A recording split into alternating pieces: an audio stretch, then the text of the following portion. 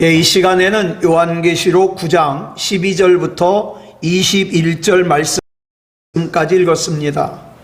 오늘은 요한계시록 24번째 시간으로 부제목은 결박한 네 천사를 놓아주라 입니다. 결박한 네 천사를 놓아주라. 우리는 지난 시간까지 5번째 나팔까지 살폈습니다. 이제 오늘 6번째 나팔을 살필 건데요. 그 전에 우리가 먼저 하나 정리하고 넘어가야 될 것이 있습니다. 이 7 나팔은요, 둘로 구분할 수 있어요. 그게 첫 번째 나팔부터 네 번째 나팔까지는 사람을 향한 직접적인 재앙이 아니라 자연 환경에 대한 재앙이에요. 그 다음에 이제 5번째 나팔부터 7번째 나팔까지는 사람에 대한 직접적인 재앙이에요. 그러면 사람에 대한 직접적인 재앙이 어떻게 나타나는가? 우리 주의 깊게 살펴봐야 되겠죠? 자, 본문 12절 보겠습니다. 시작. 첫째 화는 지나갔으나 보라, 아직도 이후에 화 둘이 이르리로다. 여기서 말하는 첫 번째 화는요, 우리가 지난 시간까지 살펴본 5번째 나팔까지를 말해요. 이제 6번째 나팔, 7번째 나팔이 남았어요. 예. 그 중에서 7번째 나팔은 거기서 또 7개 대접으로 발전해요. 자, 그러면 본문 13절 보겠습니다. 시작.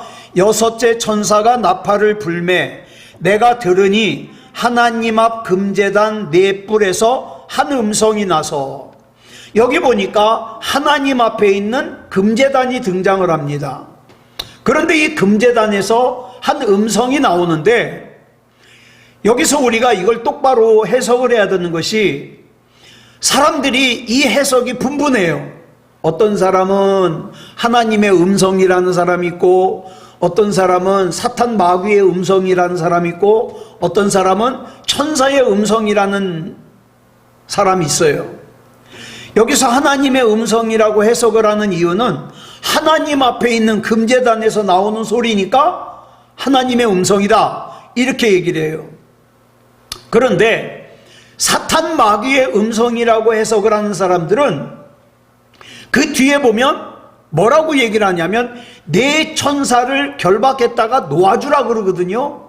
자, 그러니까 천사를 결박하니까 이건 사탄 마귀밖에 더 있냐, 이렇게 해석을 하는 거죠. 그런데 성경은요, 내가 어떻게 해석을 하느냐가 중요한 게 아니에요. 그럼 뭐예요? 성경이 뭐라고 하고 있느냐를 우리가 봐야 돼요. 그래서 성경을 보겠습니다. 이 말씀을 보면 여섯째 천사가 나팔을 불매 사도 요한이 들으니까 하나님 앞에 있는 금제단의 네 뿔에서 한 음성이 나요. 그러면서 뭐라 그러냐면 14절 볼까요? 시작. 나팔 가진 여섯째 천사에게 말하기를 큰 강 유브라데에 결박한 네 천사를 놓아주라 하매. 갈수록 얘기가 이상하죠? 근데 이거 살펴보고 나면 그렇게 복잡한 얘기가 아니에요. 여기 나오는 큰 강 유브라데는 뭐며 또 결박한 네 천사는 뭘까? 이 부분이 쉽게 이해가 안 되는데, 자, 먼저 하나씩 우리가 풀어가자고요. 먼저 중요한 것은 하나님 앞에 있는 금제단의 네 뿔에서 한 음성이 나요. 그럼 이 음성이 누구의 음성이냐는 거죠. 이것만 밝혀내면 나머지는 자동이에요. 자, 그러면 우리가 앞에서 살펴봤던 하나님 앞에 있는 금제단을 한번 먼저 살펴보자고요. 요한계시록 6장 9절부터 10절을 보니까 이렇게 말씀하고 있죠. 시작. 다섯째 인을 떼실 때에 내가 보니 하나님의 말씀과 그들이 가진 증거로 말미암아 죽임을 당한 영혼들이 어디 있어요? 제단 아래에 있어. 뭐라고 합니까? 제단 아래서 시작.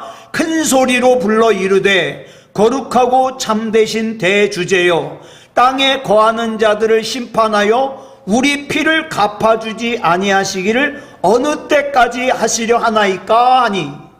자, 여기 소개된 제단은 누구의 제단이에요?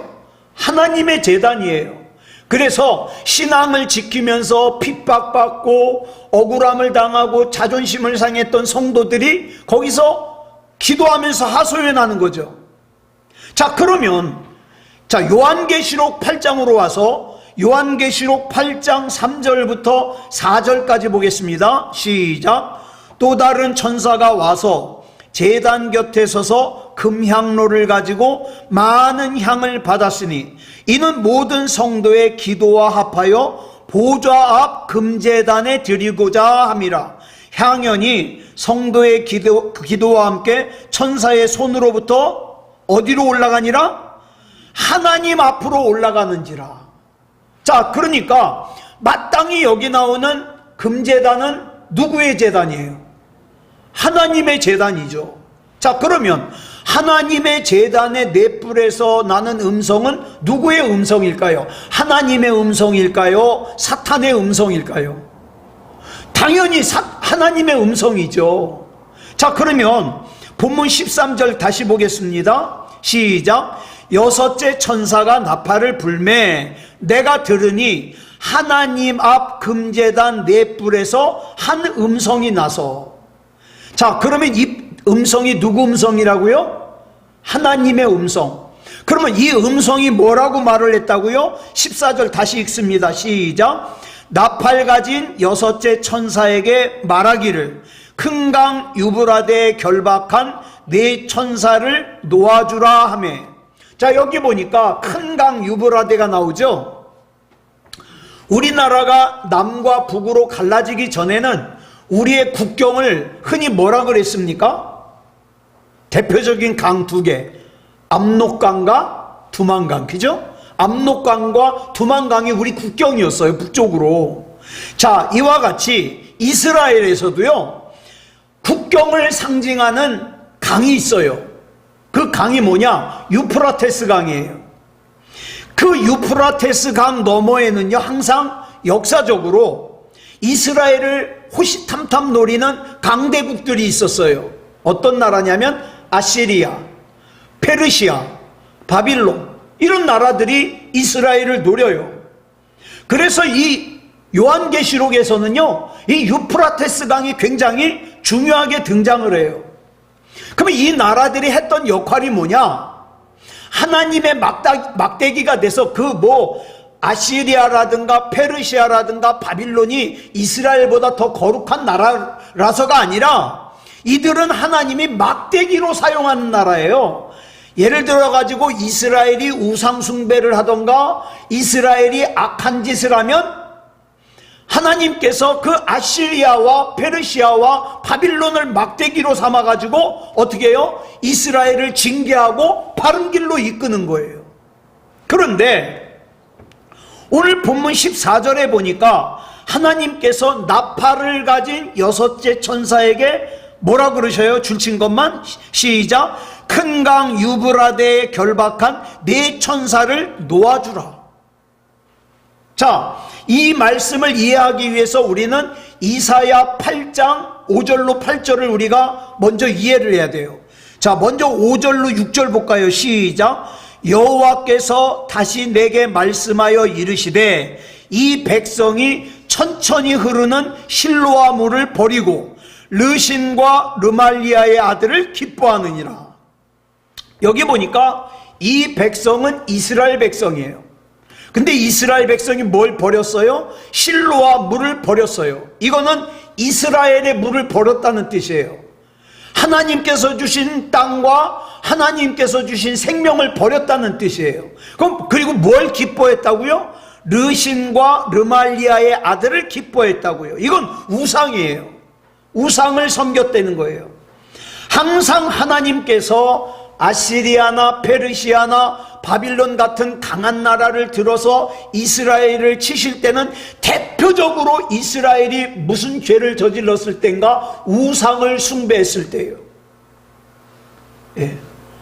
그래서 이것을 그 다음 7절로 8절을 보니까 이렇게 설명해요. 시작. 그러므로 주 내가 흉용하고 창일한 큰 하수 곧 아수르 왕과 그의 모든 위력으로 그들을 뒤덮을 것이라. 그 모든 골짜기에 차고 모든 언덕에 넘쳐 흘러 유다에 들어와서 가득하여 목에까지 미치리라. 임마누엘이여 그가 펴는 날개가 내 땅에 가득하리라 하셨느니라. 이 무슨 말씀이냐면 아시리아가 틈만 나면 이스라엘을 괴롭히려고 그러는데 이 아시리아가 이스라엘을 쳐들어오지 못하도록 하나님께서 네 천사로 하여금 아시리아를 붙잡고 있게 했어요. 못 쳐들어가게. 여러분, 저와 여러분이 지금 이렇게 사는 게 당연한 것 같지만 지금 전 세계적으로요, 우리나라를 굉장히 위험하게 봅니다. 예. 미국에서는요, 우리나라에 6개월 안에 뭔 일이 터질 가능성이 굉장히 높다고 보고 있어요. 근데 정작 우리나라에서는 아무 일도 없다는 듯이 살고 있잖아요. 걱정할 거 없어요. 왜? 하나님께서 북한을 잡고 계셔요. 저와 여러분 절대 쳐들어오지 못하도록, 도발하지 못하도록. 중요한 것은 저와 여러분이 죄를 지면 안 되거든요. 하나님 앞에.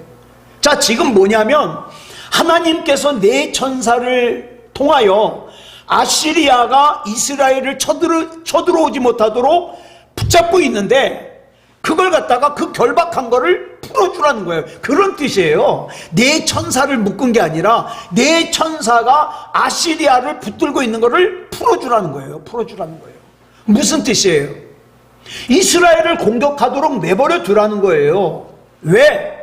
이스라엘이 우상을 섬기는데 빨리 정신 차리고 정결하게 돼야 되니까. 저와 여러분도 마찬가지예요. 하나님께서 저와 여러분으로 하여금 긴장하게 하지 않잖아요. 그러면 세상과 짝하여 정말 죄를 죄로 여기지 못하고 살아요. 그런데 많은 순간에 어떻습니까? 저와 여러분을 하나님 안으로 믿음다운 믿음으로 돌아오게 하려는 하나님의 손길이 참으로 이 모양 저 모양으로 역사하니까 우리는 뭐라고 고백하는 거예요? 하나님, 저 정신 차렸어요. 저 하나님 아니면 안 돼요. 하나님 앞에 믿음을 고백할 수 있는 거거든요. 지금 이스라엘이 그런 상황이에요. 이스라엘을 정결하기 위해서. 그래서 14절에 뭐라 그런 거예요? 큰 강 유브라데에 결박한 네 천사를 놓아주라. 지금 네 천사가 붙잡고 있어요. 그거 놓아주라 그러라는 거예요. 그러니까 여기 나오는 네 천사는 하나님께 잘못해서 결박당한 타락한 천사를 말하는 게 아니라 말 그대로 하나님의 심부름꾼이에요. 근데 왜 결박이라는 표현을 썼느냐? 이게 시적인 표현이에요. 시적인 표현. 예를 들어서 뭐 연애 편지를 쓰는데 나는 너의 영원한 노예야. 그러면 진짜 따라다니면서 수발드는 노예라는 뜻이에요? 그게 아니잖아요. 내 마음도 너에게 있고 내 생각도 너에게 있고 나는 오직 너만 생각해. 그런 뜻이잖아요. 마찬가지로 이 표현은 천사가 결박되었다는 뜻이 아니라 아시리아가 마치 미친 개처럼 기회만 있으면 이스라엘로 달려가려고 막 몸부림을 치는데 그 아시리아가 못 가게 붙잡고 있던 그 천사에게 명하여 그 붙잡고 있던 거 놓으라 이 말이에요. 놓으라. 왜? 이스라엘이 우상에 빠져 있거든요. 예? 자, 그러면 우리 한번 돌아보자고요. 나는 우상 숭배로부터 자유로운가? 여러분, 내가 하나님보다 더 사랑하는 거 있어요, 없어요? 있으면 안 돼요. 있으면 안 돼요. 내가 하나님보다 더 사랑하는 것이 있으면 그것이 나로 하여금 마음을 답답하게 하고 탐욕스럽게 하고 죄를 짓게 만들고, 그렇죠? 결과적으로는 하나님 앞에 바람직하지 못한 인생을 살게 되는 거예요. 그래서 우리는 자꾸 하나님 앞에 고백해야 돼요. 나는 하나님이 제일 중요해요. 하나님이 아니면 안 돼요. 하나님 나 붙잡아 주세요. 고백하는 거예요. 그러니까 결과적으로 이 아시리아라는 나라가 누구의 통제 아래에 있다는 거예요? 하나님의 통제 아래에 있다는 거예요. 저와 여러분을 둘러싼 악한 마귀가 관계를 부리는 것도요, 결과적으로 보면 하나님의 통제 아래에 있는 거예요. 그렇기 때문에 나는 내 방법과 내 생각으로 나를 지킬 수가 없어요. 그래서 우리는 하나님이 아니면 안 되는 거예요. 자, 지금 현재 전 세계가 출렁이고 있어요. 영원한 친구도 없고 영원한 적도 없어요. 예? 얼마 전까지만 해도 중국이랑 북한 김정은이랑 좋아 못 살더니 어떻게 해요? 저 김정은이 러시아와 손잡으니까 또 중국이 기분이 나빠해요. 그러더니 또 셋이서 모여가지고 뭘 또 만든대요. 자, 보세요. 그런데요, 성경에 이 성경을 해석을 하면서 사람들이 참 여러 가지로 해석을 해요. 마지막 때가 되면 그렇게 뭉친대요. 그건 조금 이따가 나누고. 자, 그럼 계속해서 본문 15절 보겠습니다. 시작. 네 천사가 놓였으니 그들은 그 연, 월, 일, 시에 이르러 사람 3분의 1을 죽이기로 준비된 자들이더라. 이 말을 아까 말씀드린 대로 네 천사들이 자기 하고 싶은 대로 잡았다 놨다 하는 게 아니에요. 예? 네 천사 맘대로 하는 게 아니라 철저하게 하나님의 통제 아래 있는 거예요. 하나님이 잡아라 그러면 잡고 놔라 그러면 놓고. 문제는 하나님께서 아시리아를 들어 하나님의 인침을 받지 않은, 다시 말해서 예수님을 구주로 영접하지 않은 사람들 중에 3분의 1을 죽이기로 작정합니다. 이게 뭘까요? 전쟁이 일어나는 걸까요? 아니요. 이건 지금 벌써 일어나고 있어요. 많은 사람들이 신앙을 잃어버려요. 그렇죠?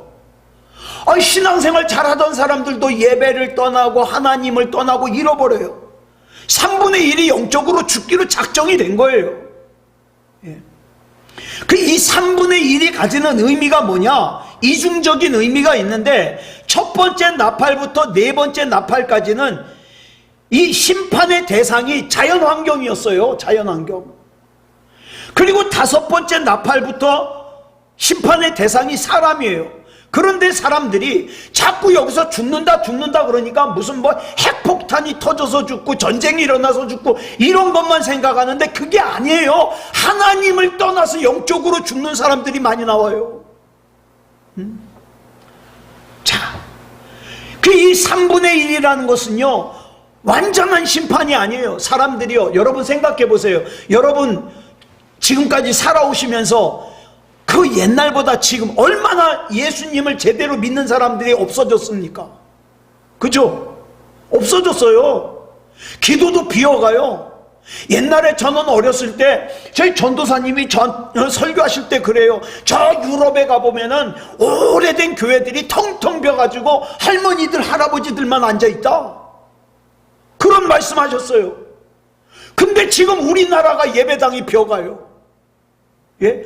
큰 교회에서도 성도들이 쫙 빠져나가요. 젊은이들이 쫙 빠져나가요. 이게 뭐예요? 3분의 1이 죽는 거예요. 지금 3분의 1이. 예.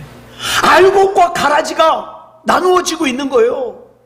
예전에는 어울렁더울렁 이 사람이 교회 가니까 나도 덩달아 교회 다니고 그랬지만, 지금 갈수록 뭐예요? 진짜 신앙을 가진 사람만 남아있고 나머지는 다 가라지로 날아가 버리는 거예요.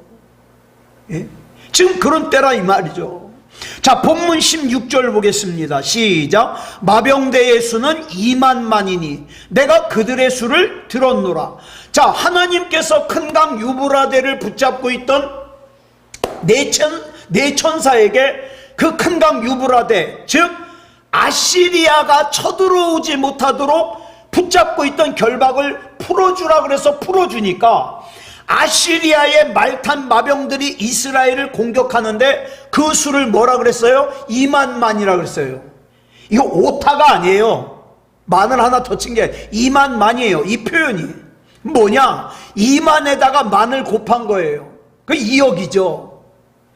그러면 이 정도로 많은 사람을 동원할 수 있는 나라는 지금 우리 살고 있는 세상에서 2억을 동원할 수 있는, 군인을 동원할 수 있는 나라는 중국이나 인도 정도밖에 안 돼요. 그래서 어떤 사람은요, 이 부분을 해석을 하면서 중국이래요. 중국군들이 쳐들어간대요. 또 어떤 사람은 중국과 일본과 한국의 연합군이 쳐들어간대요. 중국과 인도의 연합군이 쳐들어간대요. 이렇게 억지로 맞출 필요 없어요. 자, 2000년 당시에 그 당시 기록을 보면 전 세계의 인구를 갖다가 얼마로 추정을 하느냐? 약 3억 명. 예? 근데 3억 명 중에서 2억 명이라고 이게 말이 됩니까? 이 말은 그런 뜻이 아니라 2만만은요, 우리 어렸을 때 흔히 쓴 말 있죠. 난 이거 너 10,000,000금을 갖다 준다 그래도 안 팔아. 그죠? 10,000,000금. 10,000,000금이 얼마예요? 저는 얼마인지 모르겠는데 하여튼 어렸을 때 10,000,000금 소리 많이 했어요. 그런 비유예요. 2만만은. 예? 많다. 그러니까 이게 정확하게 2만만이 몇이다 이런 거 생각할 필요 없어요. 어쨌든 많다. 자, 그러면 뭐예요? 하나님 앞에 예수님을 구주로 영접하지 못한 믿음다운 믿음이 아닌 사람들은 그 다음에 뭐에 공격을 받냐? 군인들의 공격을 받는 게 아니라 이젠 더 신앙생활하기 힘든 때가 되는 거예요. 누가 박해를 해서 힘든 게 아니라, 예? 이제는 분위기가 예수 안 믿는 쪽으로 가는 거예요. 악한 마귀의 군대 2만만이 전부 쳐들어와가지고 애들도 교회 못 가게 만들고, 학생들도 교회 못 가게 만들고, 청년들도 교회를 떠나게 만들고, 장년들도 교회를 떠나게 만들고. 자, 본문 17절 보겠습니다. 시작. 이 같은 환상 가운데 그 말들과 그 위에 탄 자들을 보니 불빛과 자줏빛과 유황빛 호심경이 있고, 또 말들의 머리는 사자머리 같고 그 입에서는 불과 연기와 유황이 나오더라. 이 말씀을 보면 낯익은 단어가 하나 나오죠. 에베소서 6장에 나오는 구원의 전신갑주 중에서 호심경 또는 흉배라 그러죠. 예? 가슴을 갖다가 보호하는 그 갑옷이죠. 근데 이 호심경이 불빛과 자줏빛과 유황빛이라 그랬어요. 자, 이 호심경은 가슴을 보호하는 거예요. 가슴을 보호한다. 무슨 뜻이라 그랬죠? 우리 전신갑주 나눌 때 말씀드렸는데, 가슴을 보호한다. 진리를 보호하는 거예요. 저와 여러분 이 마지막 때에 이 진리 잘 보호해야 돼요. 예, 보호해야 돼요. 그래서 여기 나오는 마병들은 사탄의 존재가 아니라 하나님의 심판에 동원되는 존재들이에요. 그래서 이들이 하는 일이 뭡니까? 하나님의 진리에 순종하지 않는 사람들에게는 재앙이 되겠지만 하나님의 진리의 말씀에 순종하는 사람들에게는 은혜의 복이 되는 거예요.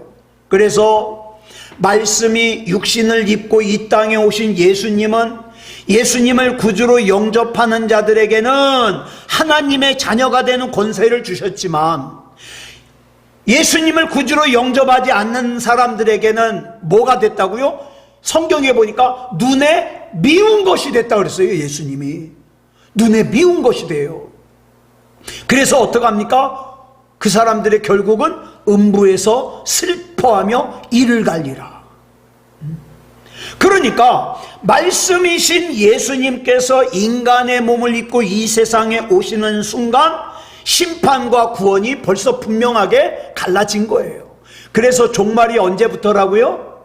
예수님 이 땅에 오신 때부터 종말이에요. 왜? 그때부터 이미 갈라진 거예요. 구원과 심판이. 그런데 마병들의 입에서 불과 연기와 유황이 나온다 그랬어요.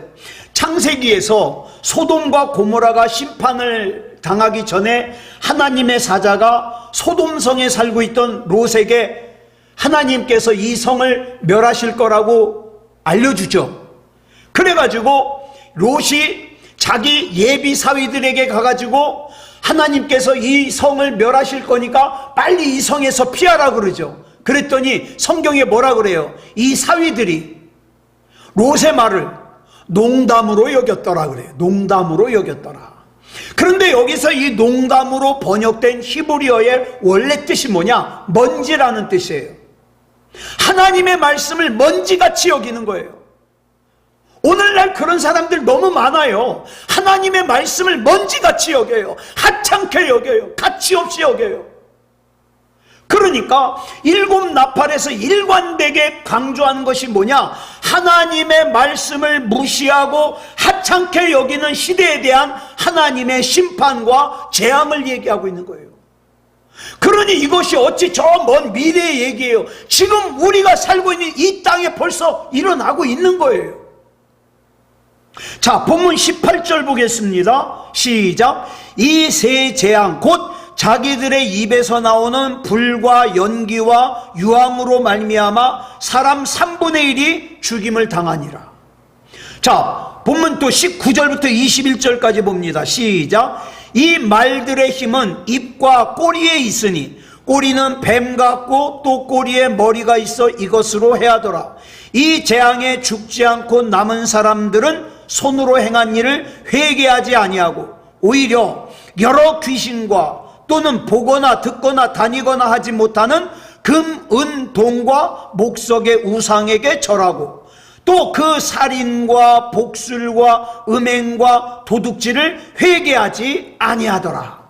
자, 이건 또 무슨 말인가? 분명히 뭐 죄를 얘기하는 것 같은데, 여기 보니까 하나님의 심판의 도구로 쓰임받는 마병들이 탄 말들의 힘이 입과 꼬리에 있다 그랬어요. 입과 꼬리.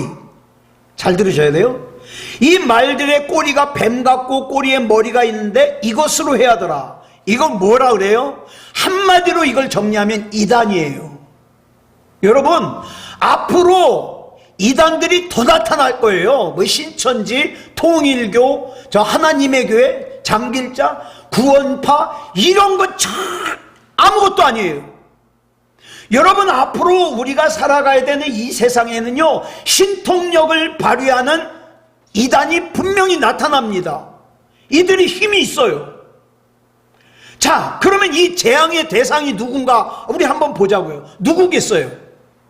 계속해서 일곱 나팔에서 강조하는 게 뭐라고요? 하나님의 말씀을 무시하고 먼지같이 여기는 사람들이라 그랬어요. 하나님의 말씀을 무시하고 아주 신기한 거 좋아하는 사람들은 다 넘어가게 돼 있어요. 어? 왜? 이 사람들은 진짜와 가짜를 구별할 수가 없어요. 자, 여기에는 마귀의 영향을 받은 거짓 선생들과 이단들을 다 포함하고 있어요. 여러분, 지금 우리나라에요, 자, 요번 주일날 10월 27일 오후 2시에 포괄적 차별금지법을 반대하는 모임이 열린다 그랬죠? 그러면 우리나라 교회가 다 거기에 동의하냐? 아니요. 몇몇 대형 교단들이요, 차별금지법을 반대하지 않아요. 찬성해요. 교단에서 동성애자에게 목사 안수를 줘요. 그런 교단들이 있거든요. 근데 그걸 모르고 그냥 그 교회 다니는 거예요. 그건 뭐예요? 하나님이 보내신 심판의 마병들이에요. 그러니까 똑바로 분별해야 된다니까요. 가짜와 진짜를 분별해야 되는 거예요. 예? 거짓 선생들과 이단들을 분별해야 돼요. 하나님의 말씀을 바로 알지 못하고 신기한 거 좋아하고 큰 교회 좋아하고 감각적인 거 재미있는 거 좋아하다가는 큰일 나요. 그래서 누가복음 10장을 보면 70명의 제자들이 예수님의 보내심을 받아가지고 각 곳으로 가서 어떻게 해요? 예수님의 이름으로 귀신을 쫓아내고 신이 나가지고 예수님께 와서 보고를 하니까 예수님께서 18절로 19절에서 이런 말씀을 하셔요. 같이 읽겠습니다. 시작. 예수께서 이르시되 사탄이 하늘로부터 번개같이 떨어지는 것을 내가 보았노라. 내가 너희에게 뱀과 전갈을 밟으며 원수의 모든 능력을 제어할 권능을 주었으니 너희를 해칠 자가 결코 없으리라. 아멘. 그러니까 저와 여러분은요, 하나님 뭐 기적을 주시옵소서, 능력 주시옵소서, 그럴 것이 아니라 그렇게 안 해도 올바른 말씀 가운데 서 있으면 하나님께서 뱀과 전갈을 밟으며 원수의 모든 능력을 제어할 권능을 주십니다. 그래서 자꾸 하나님 말씀 강조하는 거예요. 읽자고, 듣자고. 예? 마지막 때에는요, 정말 하나님 말씀이 중요해요. 이 하나님의 말씀을 바로 깨달으면 뱀과 정갈을 밟으며 원수의 능력을 제어할 수 있다는 뜻이에요. 그런데 교회는 다니지만 말씀을 먼지같이 여겨요. 설교를 들으면 금방 까먹어버려요. 성경을 읽지도 않아요. 그러면 어떻게 해요? 우리를 노리는 뱀과 전갈의 공격 대상이 될 수밖에 없어요. 아, 왜 내가 교회 다니는데 이렇게 힘들지? 하나님의 말씀을 먼지같이 여겼잖아. 그렇잖아요? 그러니까 뱀과 전갈을 밟을 힘이 없는 거예요. 지금 신천지에게 속고 있는 사람들이 그런 사람들이라고요. 이만만에게 지금 공격당하고 있는 거예요. 하나님의 말씀을 신뢰하지 못하고 자기 생각, 자기 판단, 자기 능력을 의지하는 사람을 여기서 뭐라 그러냐? 손으로 행한 일이라 그래요. 자기가 하는 게 더 중요한 거예요. 그러면서 손으로 행한 일을 여러 귀신과 또 보거나 듣거나 다니거나 하지 못하는 금으로 만들고 은으로 만들고 동으로 만들고 목석으로 만든 우상에게 절하는 죄. 그 다음에 살인. 여기서 말하는 살인은 직접 사람을 죽이는 게 아니라 미워하는 거라 그랬죠. 사람을 미워하는 거. 그 다음에 복술. 뭐예요? 점치는 거. 오늘의 운세 보는 거. 음행. 예수님께서 뭐라 그러셨어요? 음란한 마음을 품기만 해도 음행을 행하는 거라 그랬죠. 도둑질, 내 이웃의 것을 탐하는 거, 이런 모든 것들이 다 뭡니까? 회개해야 될 죄라고 이 말이에요. 이 회개해야 될 죄를 회개하지 않으면 구원받을 수 있는 기회를 잃어버리게 되죠. 네. 그래서 마귀는 자꾸 속여요. 아직 시간 많다. 나중에. 종말은, 심판의 날은 나중에 오니까 나중에 아니요. 생각보다 내가 하나님의 심판대 앞에 서야 되는 시간이 그다지 많이 남질 않았어요. 개인적으로 종말을 맞이하든 세상적인 종말을 맞이하든. 자, 근데 본문 20절로 21절 다시 볼까요? 시작. 이 재앙에 죽지 않고 남은 사람들은 손으로 행한 일을 회개하지 아니하고 오히려 여러 귀신과 또는 보거나 듣거나 다니거나 하지 못하는 금, 은, 동과 목석의 우상에게 절하고 또 그 살인과 복술과 음행과 도둑질을 회개하지 아니하더라. 자, 보세요. 이 세상 가운데 가만히 영의 눈을 뜨고 보면은 왜 하나님을 안 믿지? 라는 생각이 들 정도인데 이미 사탄 마귀에 의해서 눈이 가려진 사람들은 어떡합니까? 회개 안 해요. 회개 안 해요. 예. 자, 그러니까 알곡과 가라지가 구별되는 기준이 뭐예요? 회개하느냐 회개하지 않느냐예요. 회개하느냐 회개하지 않느냐. 그러니까 지금 하나님께서 부시는 나팔에 대하여 우리가 깨어 있어야 돼요. 깨어 있어야 돼요. 자, 그런데 민수기 14장을 보면 12명의 정탐꾼이 가나안을 정탐하고 와가지고 보고를 하잖아요. 근데 이 보고에 10명의 정탐꾼이 부정적인 보고를 하니까 이걸 들은 이스라엘 백성이 어떻게 했어요? 울고 불고 난리가 났어요. 애굽으로 되돌아가자고. 난리가 났어요. 왜? 무서우니까. 가보니까 정탐꾼이 가보니까는 가나안에서 살고 있는 가나안 원주민들은 거인이에요. 거인. 거기에 비하면 우리는 메뚜기 같다 그러니까 겁이 나는 거예요. 무서운 거예요. 거길 들어가는 게 불가능해 보이는 거예요. 그런데 자, 보세요. 무서우니까 무섭다 그러는데, 두려우니까 두렵다 그러는데, 그걸 하나님이 어떻게 받아들이셨는지 아세요? 11절 보겠습니다. 시작. 여호와께서 모세에게 이르시되 이 백성이 어느 때까지 나를 멸시하겠느냐? 내가 그들 중에 많은 이적을 행하였으나 어느 때까지 나를 믿지 않겠느냐? 보세요. 놀라운 말씀이에요. 이스라엘 백성은 두려워서 두렵다 그러는데, 무서워서 무섭다 그러는데, 그걸 하나님은 어떻게 받아들이셔요? 날 멸시하네? 여러분, 내가 하나님을 믿지 못하는 거 하나님은 멸시하는 걸로 받아들이셔요. 하나님을 신뢰하지 못하는 거 하나님을 멸시하는 거래요. 그러면은 저와 여러분이 얼마나 많은 순간에 하나님을 멸시합니까? 그러니까 저와 여러분은요, 이 맞닥뜨린 문제나 상황이나 처지나 형편이나 상황들 앞에서 절대 두려워하면 안 돼요. 시험 들면 안 돼요. 내가 어쩌다가 이렇게 됐지?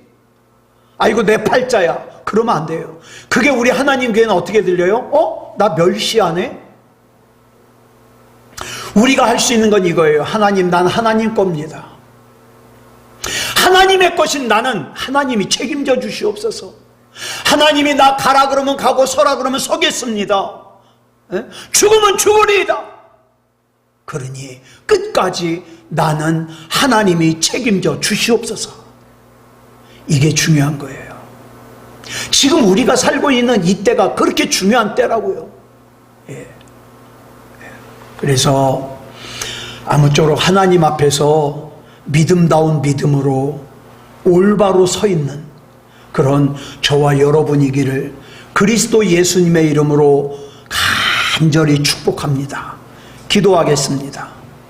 사랑의 아버지 하나님, 감사합니다. 우리 하나님께서 인도하여 주셔서 여기까지 왔습니다. 우리가 예수님을 믿지만 우리가 사는 세상이 결코 녹록하지만은 않습니다. 힘들 때도 있고 버거울 때도 있습니다. 그러나 우리의 입으로 불평하거나 불만을 말하거나 하나님을 의심하거나 그런 죄 범하지 않도록 항상 인도해 주시옵소서. 우리가 하나님 아니면 안 된다는 거 잘 아시지 않습니까? 우리 하나님께서 하나님의 것인 우리 꼭 붙들어 주시옵소서. 우리 주님 앞에 서는 그 순간까지 믿음다운 믿음으로 살게 하시고 하나님의 법 안에, 하나님의 장막 안에 살아 우리 하나님의 인도하심을 받을 수 있게 하여 주시옵소서. 사랑의 아버지 하나님, 이 마지막 때에 우리 사랑하는 사람들 한 사람도 빠짐없이 구원받을 수 있게 주시옵소서. 우리는 말 잘 못합니다. 사람들 설득 잘 못합니다. 그러나 성령께서 인도하여 주셔서 말해야 될 때를 분별하게 하시고 할 말도 생각나게 하여 주셔서 한 사람도 빠짐없이 다 구원받고 하나님의 백성으로 살게 하여 주시옵소서. 우리 하나님 인도해 주실 줄 믿사오며 그리스도 예수님의 이름으로 간절히 기도드려 싸움나이다. 아멘.